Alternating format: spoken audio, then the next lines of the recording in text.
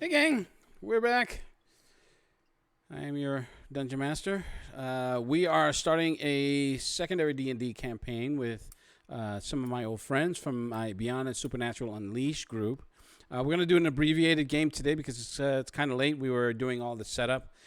We didn't want to bore you with the character creation because there was a lot of cursing, a lot of things that can't be said online without getting banned a lot, and mostly from Ukla because he's a savage. Hence, he's a barbarian. So we have Durzo. He is a Wood Elf Ranger. Ukla. He's a human barbarian. And Narsus, a Yuan-Ti sorcerer. Now, if you're not familiar, Yuan-Ti is from Volo's Book of Monsters, and he is a snake, a humanoid snake hybrid. So yeah, he's going to be a lot of fun to play with, and yeah. So okay, so I'm going to give you guys the basic story, and then we're going to talk a little bit about your characters, what your motivations are, how we're going to proceed. There will be, since it's a smaller group, and we don't have a fourth player, which is traditionally how these things go. Or at least four players for the sake of the. I don't know why it is four players. I think it's just what people are used to seeing. But this is the group from the BTS Unleashed, and if you didn't already see it, the last game that we played was hilarious. We had our man Durzo here. He was he had his Superman moment, big S on his chest, hands on his hips, fists on his hips, just standing tall as he's burning people to death and causing all kinds of mayhem and destruction. Look at him. Look at that face. You see that face? That face says, I am guilty. I am guilty. I got my Superman glasses on. Okay. So the game is called The Forsaken Kingdom. And for lack of a better word, the Forsaken Kingdom is the demon city of Baragor. Now, they call it the demon city because the rulers of Baragor had engaged in pacts with a demon lord. Unbeknownst to the citizens of Baragor, the rulers of Baragor had made these pacts to claim ultimate power in the region, in the land, and defeat their enemies. But what they didn't realize was that the demons, being demons, tricked them and took their entire city. See, what the rulers of Baragor wanted to do, and this is the legend as they often go in these types of scenarios. The rulers of Baragor wished that their city was safe from their enemies. And the demons took that to a literal, made it in a literal sense, where they made the city disappear. And you can't be any more safe than if your city is not where your enemies can get to it. This was centuries ago that the city of Baragor had disappeared. Now, the legend had also told that because the rulers of Baragor had these pacts with these demons, that they had amassed a great wealth, a great treasure hoard of magical items and gold and riches and jewels. And this is what's driving people to find it. Now, in the last month, word has spread across the land that the city of Baragor had reappeared out of nowhere. The land that it sat on was barren. Not even weeds could grow there. It was a great barren land surrounded by a river that was poison. All of a sudden, out of nowhere, it was reported that Baragor had reappeared. But something was wrong in that the inhabitants were not there. And several expeditions for adventurers and treasure seekers had went to the city of Baragor in order to plunder it, but had never returned. And now it's become an attraction for all types, mercenaries, sorcerers who see what's happening as a sign, the clergy, priests of light and dark, bringing the word of their gods to try to either cleanse the land or claim it and spread their evil taint. Then we had opportunists who set up a tent city just about 50 miles from the city, from the ancient demon city, and they're using that as a staging ground to fleece the unknown, the unwary, those who think that they are ready to tame this new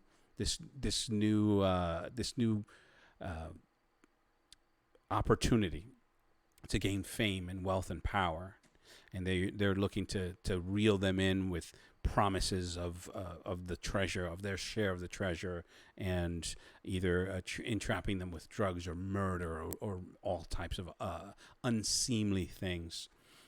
So that's where you guys are right now. The trade town has adapted its name of Baragonia. It's not a fancy title, but there is a mayor of Baragonia.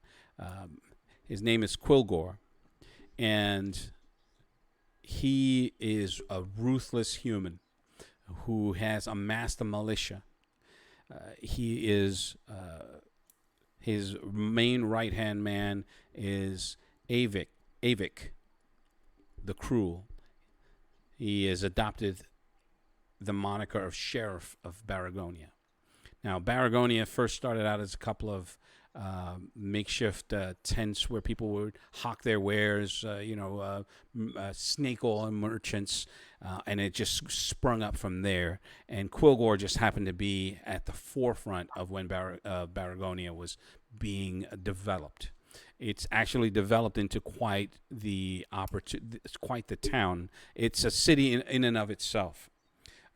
But it doesn't necessarily, it's a city without walls because it's virtually lawless. There are pockets of good,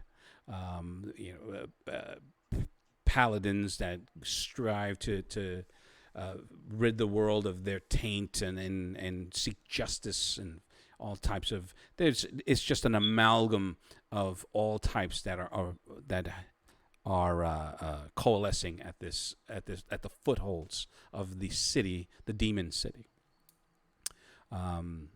You all are the adventure that we're going to be having is the lead up. We're going to be it's going to be over the course of however long it takes. You three are going to be playing to get to the city of Baragor, to the demon city, because it is your desire for, and I think Ukla's desire for power and for wealth and to prove that he's the strongest. If I'm not mistaken, as a matter of fact, let me just pull back and we'll talk with everybody and see what their motivations would be, given all the information that I just gave you. So all the information that you got, every bit of it is hearsay that you've heard at a tavern or at a brothel or just over drinks with some old acquaintances, people that were defeated they were defeated just by going to Baragonia itself, and they tell tales of how that place is a lawless den of snakes. No offense, Narcissus, and how no one should go there. It is a place of debauchery and murder and mayhem and lawlessness, and those in power are constantly depressing those without, and only the strong can survive in Baragonia alone. Never mind the city of Baragor. In the last month, there has been no new expedition. The last expedition that went to the city of Baragor was a prince. It was a human prince named Kirigan, and his retinue it consisted of a phalanx of soldiers, so approximately 100 soldiers that he brought with him. There were 10 knights and there were a regiment of 10 soldiers for every knight, and they all set off to reclaim Baragor. Skirrigan had made mention that he was a lost heir to the old rulers of Baragor, and he went to claim his birthright. He entered when he left the town. When he left the town of Baragonia, he went with his full pride, gleaming silver armor. His entire retinue was armed to the teeth. He even had two of his own personal sorcerers that had accompanied him, and only he survived. He was the only one to leave the city of Baragor, and when he returned to Baragonia, he was insane. He could barely string two words together, and now he haunts the town of Baragonia at its fringes, and people treat him as if he's a walking disease. No one wants to deal with him or touch him. He scrounges for scraps and talks about all manner of foul things and demons, and he goes through spout. So those are the legends. Those are the legends that have propagated over the last 6 months. So it's drawing you as adventurers, as treasure seekers, as seekers of magical lore, of promises of riches and power and status. That is what's drawing you to the demon city. Now, let's talk with the guys and see what they're specific. Because I'm going to take these notes and I'm going to have the stream recorded so that when we get back to this, and these games are going to be as they're not going to be as scheduled as the other games that I run.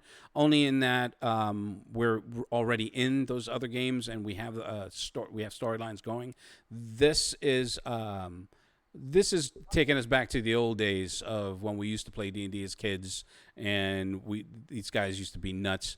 Ukla, he played an orc in my other game when we were really young, by the name of Spinebreaker.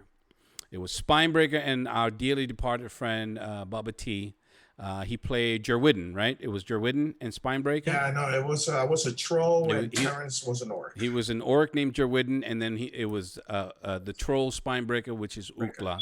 And they were merciless. They were just murderers. They hated humans. They made sure that everyone else knew it. They got robbed. They were they didn't get robbed in as much as they were the humans that were trying to rob them were unsuccessful. And by unsuccessful, I mean they became the food for Spinebreaker and Jerwidden. In as much as Spinebreaker threw a hunk of a leg attached to a butt cheek, and he told the innkeeper to barbecue it. And the innkeeper refused to do it until he saw the sack of gold land on the on the bar, and that was funny. It was one of those adventures that, as a GM, I just had to let it play out because their adversaries could not make any attempt to strike. They couldn't touch him. I was rolling. It was one of those days where the dice were not my friend, and these guys were throwing crits upon crits, and the glee that they had that day was just amazing. They would look at him now. Look at him. It's years later. He's still thinking about that shit, and it was funny for me because they were just high fiving and just going nuts. It's like, we're eating them, boy. Eating that. Cook that ass. Cook it good. It was funny. So funny. All right, so let's start with Durzo. Durzo's Wood Elf Ranger. Talk a little bit about Durzo and give us a sense of who he is to you. First thing, he's a high elf. Oh, sorry. I put Wood Elf. I will change it. Basically, he comes from an old clan of assassins that strictly are just snipers. And one of the things that to become a full-fledged, what is considered a wet boy, is gaining experience on your own for 5 years. Look, I know that wet boy is supposed to be like fearsome, but it sounds like a porn title. Anyway, go ahead. It's okay. But anyway, Yeah, he's right now exploring and gaining experience and learning how the world works. At the same time, he's also collecting on his debtors. Do people owe Durzo a lot of money?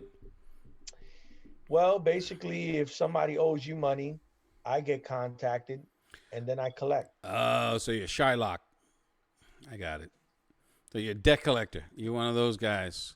If you have loan, what was it? It's my money and I need it now. Well, it's not always money. Oh, It's even life. So see, if I have to collect the life, I collect the life. this guy. You are okay. So what's your character's alignment? Chaotic neutral. I swear to God, I knew it. Anything with chaotic in it, you have to take. No, that's cool. So if hearing everything that I just said, what would you imagine what would you imagine is the prime motivator for Durzo at this point? For seeking out the demon city, or even just the shanty town of Baragor. Experience.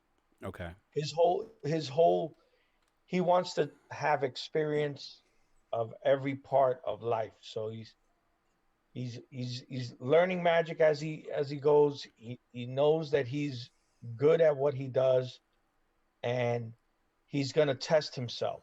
So life is just a test for him. Okay. And that's all he's doing. So if something comes up, if he hears something new, he's never done it before, he's gonna get his feet wet by. So he's a thrill seeker on top of a debt collector.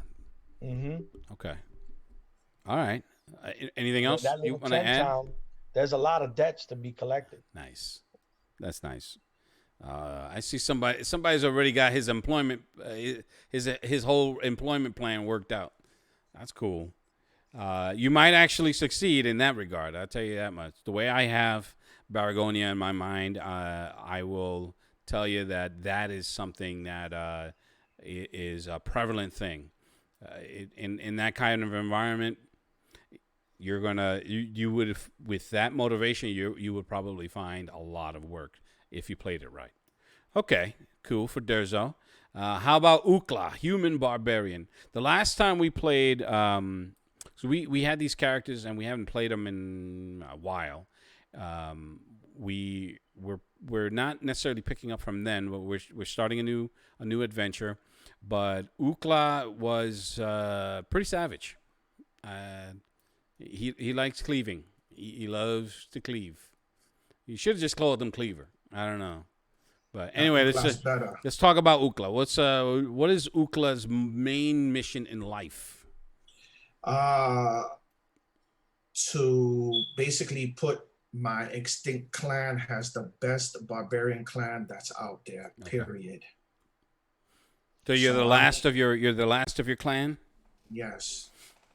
Nice. Now, I'm not here to talk. I'm here to crush skulls and cleave some butt cheeks.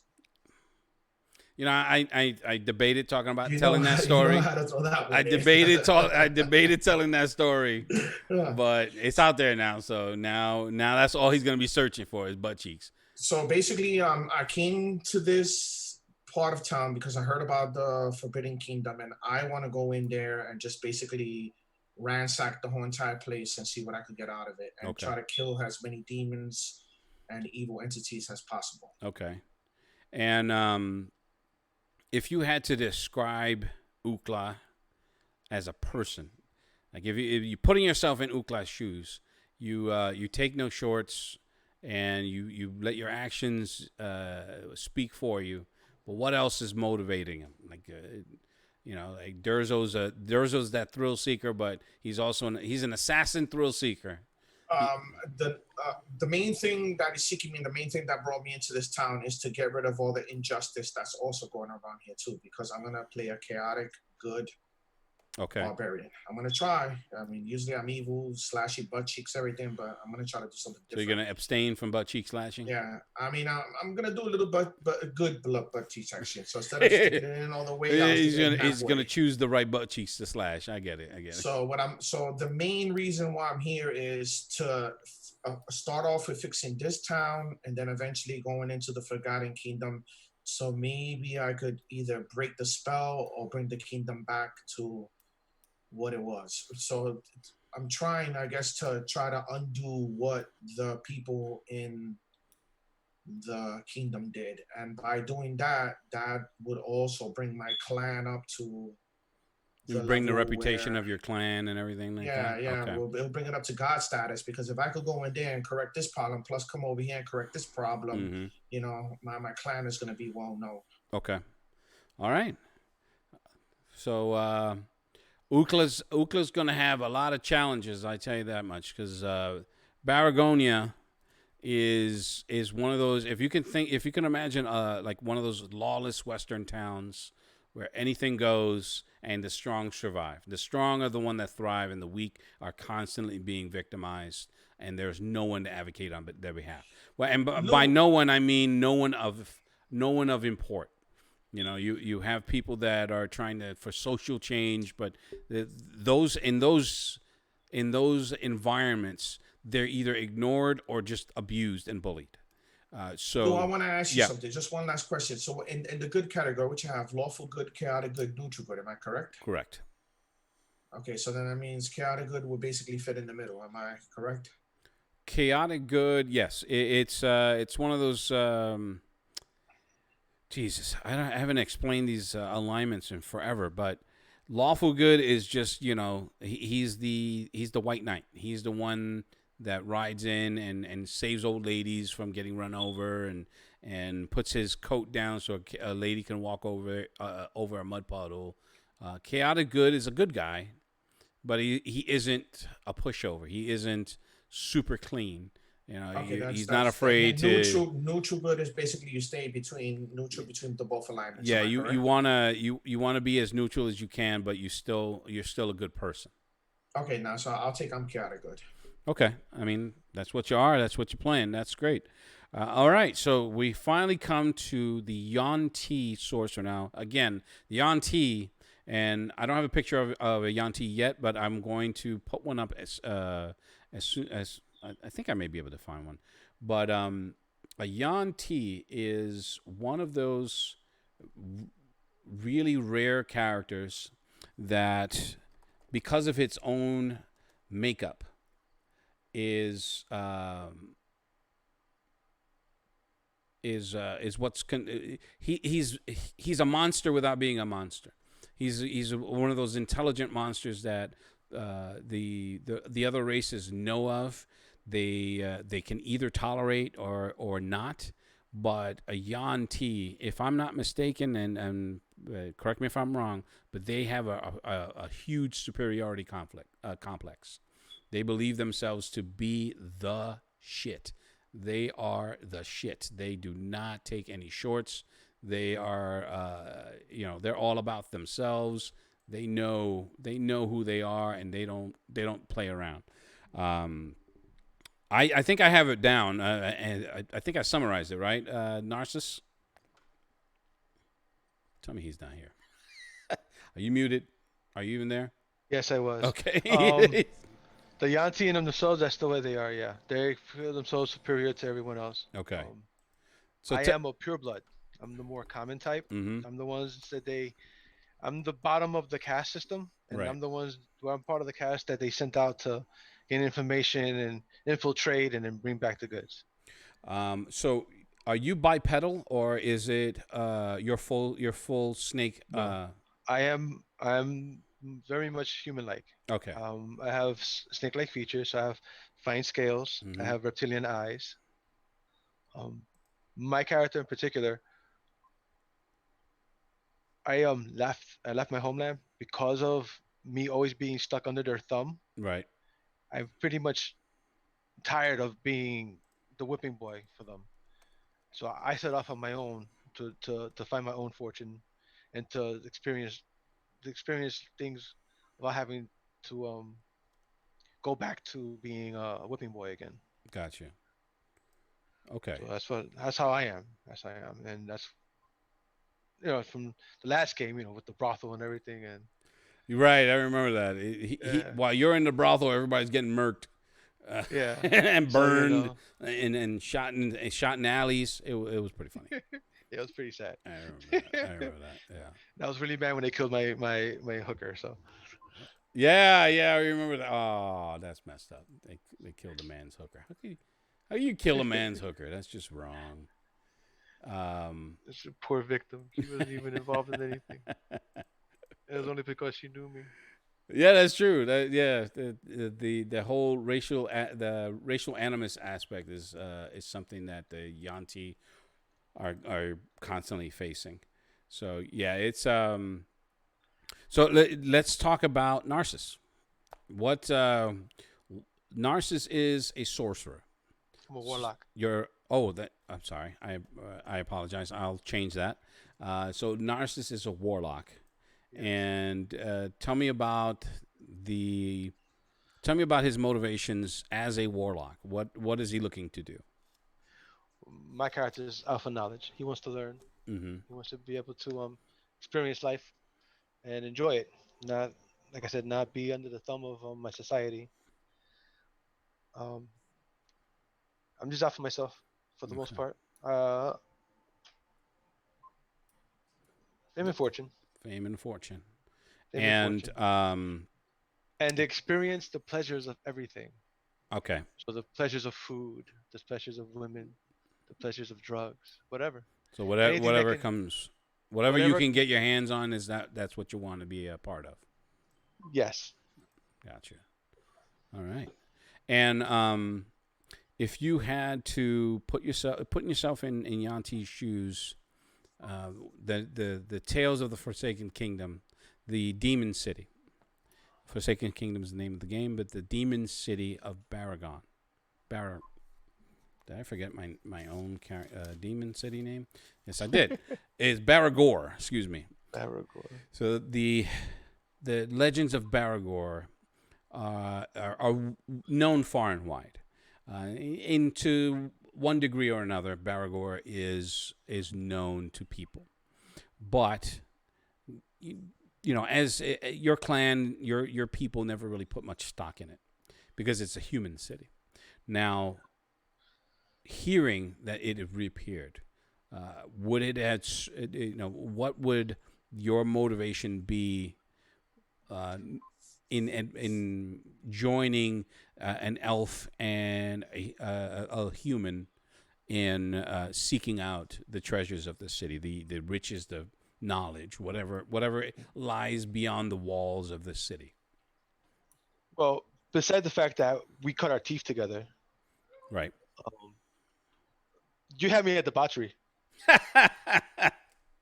All right, fair enough. Fair enough. I get it. Giving your characters makeup, I say that was probably all I needed to say. I didn't need to say anything else.